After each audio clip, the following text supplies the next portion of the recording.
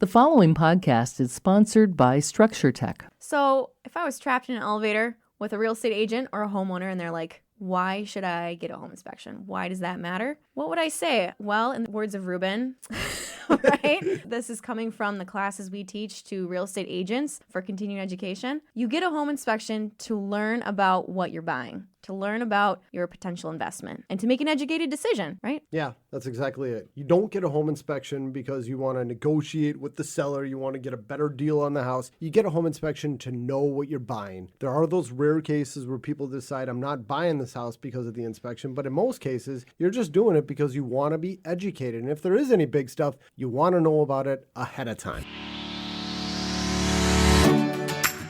This is Structure Talk, a podcast from Minnesota's most highly rated home inspection company, Structure Tech. We're the people who do home forensics and deliver the unbiased truth about your property. Structure Talk is hosted by our home inspection specialists, Reuben Saltzman, Tessa Murry, and Bill Oelrich.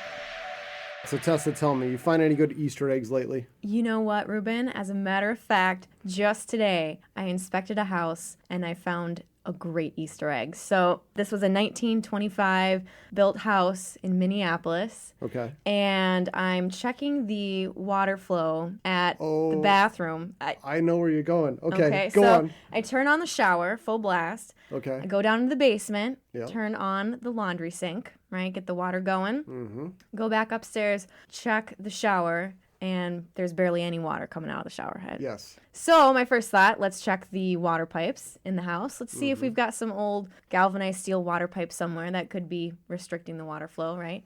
All of the pipes have been replaced. They're all copper in this house. And you could see it. It was like an I unfinished could- basement. Yes, it You've was got an access. old unfinished basement. Checked all of the water pipes. Everything had been replaced. They still had some of the old galvanized steel pipes in place, but all the copper lines were there. I could see them. Okay. So my next thought was, well, let's look at the water main coming into the house, Yeah. right? Well, there was a pit at the front of the house, a dirt pit. So I had to yes. kind of dig out some of that dirt to get to the main pipe. It was kind of hard to tell, but I scratched some of the dirt off just to look at the pipe, Yeah. and it looked like it was copper, which is kind of confusing because if it's copper, Well, yeah, why? you're expecting lead or galvanized Exactly. steel to explain the bad water flow. Yes. Okay, sure. Yes. So I ended up calling Minneapolis City Waterworks Department. Yes. Yes. Did you call 311 or did you call them directly? It was a 612 number. Okay. But I got this guy who answered the phone, and I explained I needed some records on the house to see if they'd, replaced any of the main water supply at any point. And he directs me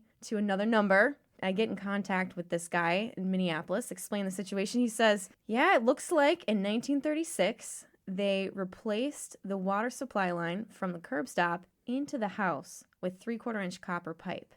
Yes. And I happened to look at the street in front of this house, and the fire hydrants were on the other side of the street, which tells me Oh my gosh. the water main goes underneath the street, right, Yes. to connect to the city water supply. Yeah, because you only have one main. Exactly. Okay, Yep. yeah. So what about the pipe from the curb stop out to the city water main? Yeah, It goes underneath the street. yeah. And there's no record of that being replaced. So 1925 built house, it's got to be lead or galvanized. And the person working at Minneapolis City Waterworks said they use lead in that area. Oh So my gosh. that's got to be it. So that's it. I mean, you got to wrap it up with a nice little bow, and it's all about just making this phone call and knowing the background. Remind me, what's the age? It's like up until 1928. Yes. It could, Minneapolis was using galvanized steel and Or lead lead. exclusively. yes. And then it was a transition period up until like 1932. 32, yeah. Okay, yeah. And then after everything after 1932, it's going to be copper. We know that. Yep. For St. Paul, it's similar, right? I think it's 1926 they were using lead or galvanized up until Yep. that point, and then they switched over to copper. Okay. So, I mean, basically, if somebody's buying a house and it was built before this time, look into your water pipes. Yes. I mean, this is a big deal. Yes. Especially if you got poor water flow. You probably have an issue with your water main coming in. Doesn't matter if you see copper coming up. You Yep. don't know what's underneath there. Exactly. Okay. Yep. Oh, man. That was a good win. That's an Easter egg. That is a fantastic one. I love it. Not the best news for the young buyer, though. No, but I mean, gosh, once they know this, I mean, once you have that information, it's like you have a lot of power. Now you know why there is no water flow at that upper level shower, and you can go back to the seller and say, hey, look, I can't take a shower if I'm doing laundry, and I know you're cool with it, but I'm not cool with it, and I know why. My inspector got on the phone with the city waterworks department. We figured it out, and here's the resolution. It's going to be a yard dig. We got to replace the water line. And a street dig. It's a street dig. Oh my gosh, yes. So how much does that cost? Oh, I don't know.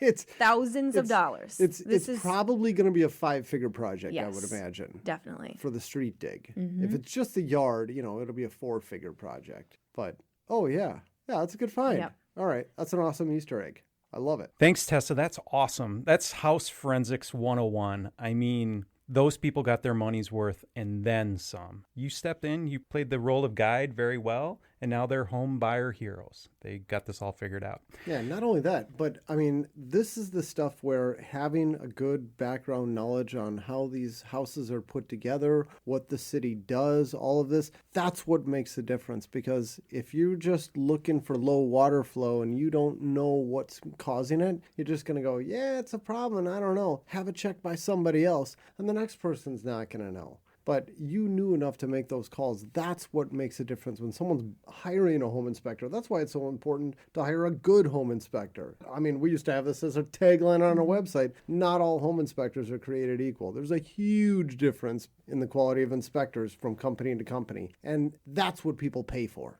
Well, I'm sure you turned that buyer just completely upside down there like, wow. I think our industry is looked at like a bunch of people who have a tremendous amount of experience. And if anybody saw you, Tessa, you were like the smartest person in the house. And they wouldn't know that you've got those volumes and volumes and volumes of knowledge all stored up. It's amazing. Great job. Great find.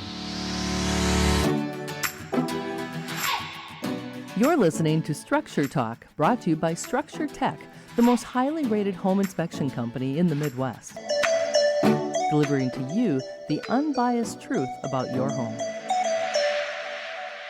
So one challenge of being a young woman home inspector, you show up to the home inspection, right? And the buyers are there. Usually, sometimes the parents of the buyers are there. That's what happened today. And the dad happens to own a large basement finishing company that he sold. And he's there analyzing the house, right? He's playing inspector. He's going through, and his daughter is hanging on every word. And for the first hour, I didn't see them because she was following her dad who was inspecting the house. And he's doing his thing. He's talking about, issues with support beams in the basement and all these things. And I just let him do his thing. And I'm inspecting the house. And that's one challenge is you show up and no one thinks that you know what you're talking about. You're too young. You're a woman. Oh. What do you know? So I actually didn't have this conversation about the water main supply with him. He did his evaluation. The house looked good and then he left, right? So I'm there alone with his young daughter. That's when you could finally get her attention. That's when I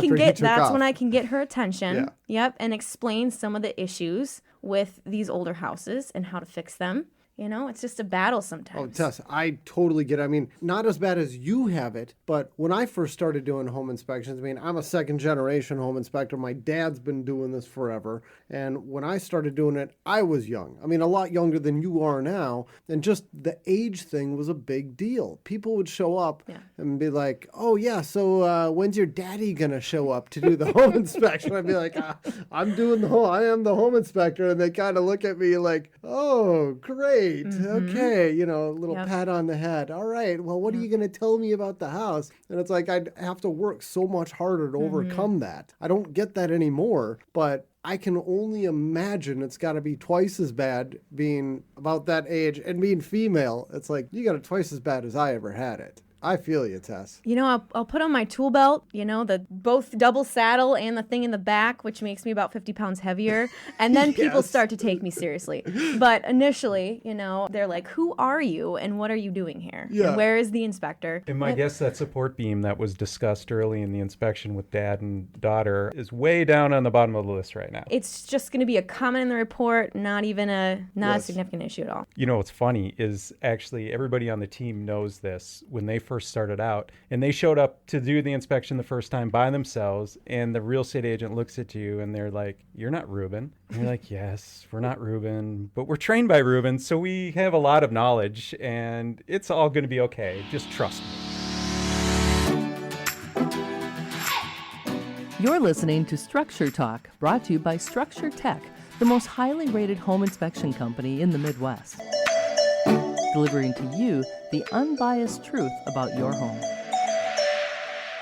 So, Reuben, tell me, what is the funnest things you've found? Boy, maybe it was the trailer that was in a basement that they had put their addition on top of. It was like the trailer supported this addition. I'm looking in this crawl space and I'm seeing this wheel. I'm just staring at it. I'm trying to figure out why there's a wheel that seems to be embedded in concrete. I mean, it's a tire and a wheel. It's its whole thing. And I just had to stare at it for a long time before I realized that they had this whole addition built on top of a trailer. Oh, this is for real. This is in Hopkins. This is in Hopkins. I kid you, right off 11th Street. Oh my gosh. Single family home, and that's what was in the crawl space. I just had to stare for a long time. A removable addition. A portable addition. It was buried in concrete. It was made permanent. Wow. But yeah, that was wild. That was one of the funnest things I've ever seen. Once it dawned on me what I was looking at. Did you have to crawl way back in to find that? No, or you was could it see just it right from the opening. Okay. And I'll tell you what, we've got a picture of it on our website. I mean, if you go to our website and you go to the photos section,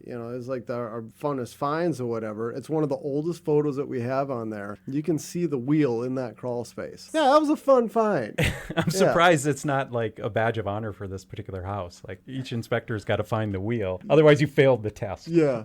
I'm surprised that section of the house is still standing with it being on a trailer. Well, and I'll tell you what, I didn't even make a big deal about it. I stood there and stared at it for a long time, and I finally went, this ain't going anywhere. I really don't have anything to say. I mean, I've blogged about this, talking about calling out foundation problems, and it's so easy for an inexperienced home inspector to just look at something that's not normal and say, this needs further inspection, recommend further evaluation by a qualified blah, blah, blah, fill in the blank. And home inspectors...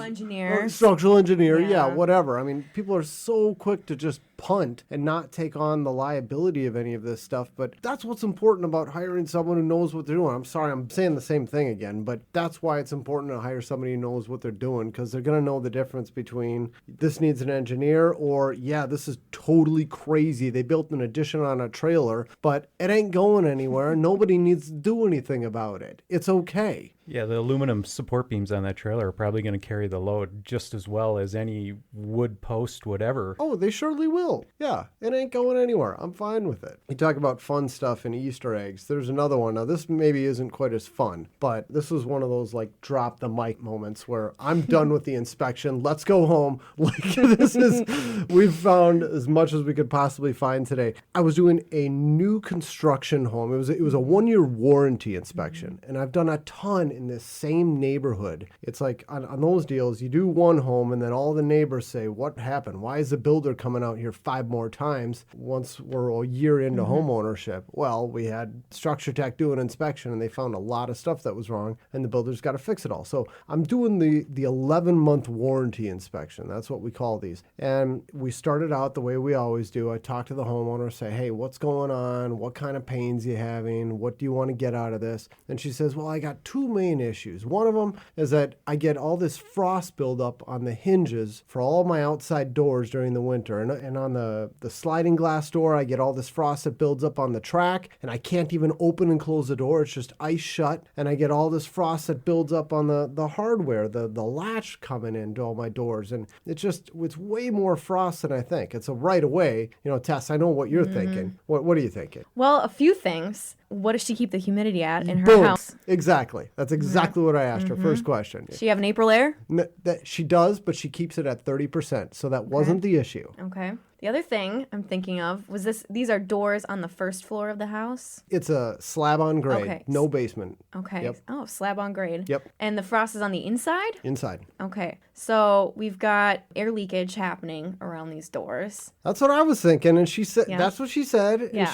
And she said, so the builder agreed to replace the weather stripping. I don't want to let you get too far ahead, because I knew you'd have the exact same thoughts. So I check out the weather stripping. It's fine. I mean, it was a cool day. It was like 40 degrees. I take my IR camera, shoot around it. There's nothing. It's a normal door. You don't have weather stripping issues. And I told her as much. I'm like, you can have the builder replace the weather stripping.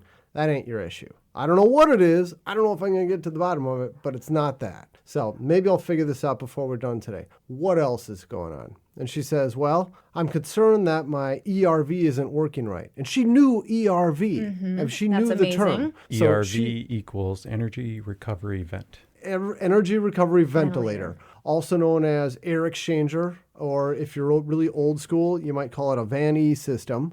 Or if you don't know any of that, it's that big box in your furnace room that hangs from the ceiling and you don't know what it does. Or it could be, some people say HRV for heat recovery ventilator. Yeah. HRV. I say HRV a lot more. Yes. Yeah, but there are more HRVs in our area than ERVs. Oh, for sure. Yes. For sure, yeah. But this woman knew the difference. Let me set the background. I think she's retired and she's single, living there by herself. So the builder probably just assumes this person doesn't know what she's talking about. Crazy old lady. You know, that was surely the builder's picture of her. But she had brought this up to the builder. She's saying, my house is stuffy all the time. It feels stuffy in the winter.